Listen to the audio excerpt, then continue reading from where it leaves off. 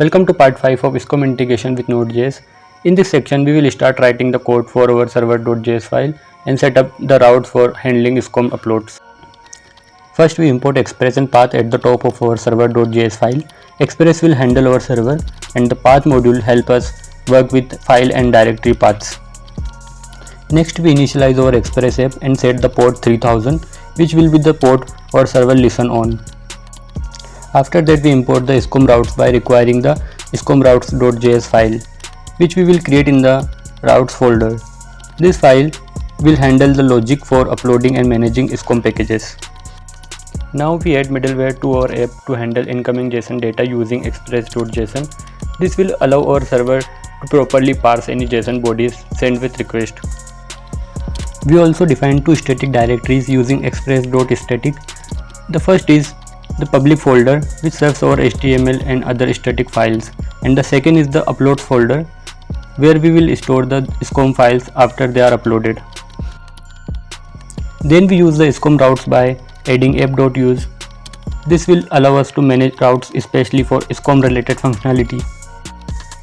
Finally, we start the server with app.listen and log a message to the console, confirming that our server is running at HTTP localhost 3000.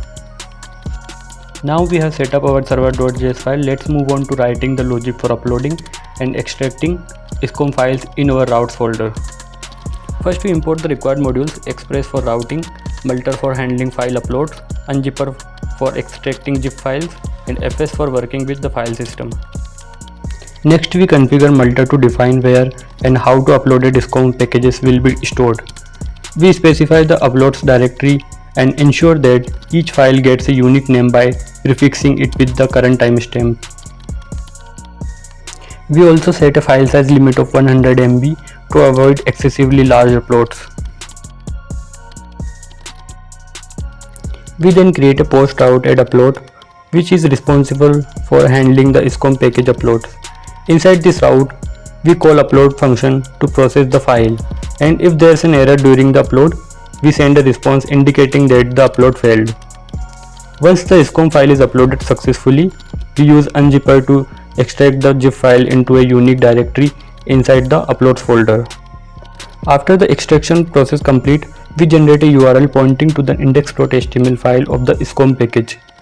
Finally, we redirect the user to a SCOM launcher.html page located in the public folder, which we will create in the next part.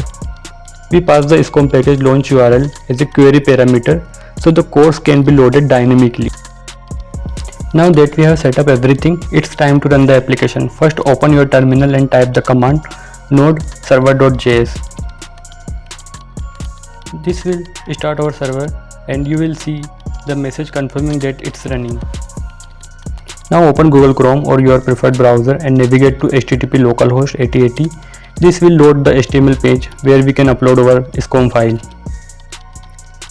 Now select a SCOM package in zip format from your computer and click the upload button.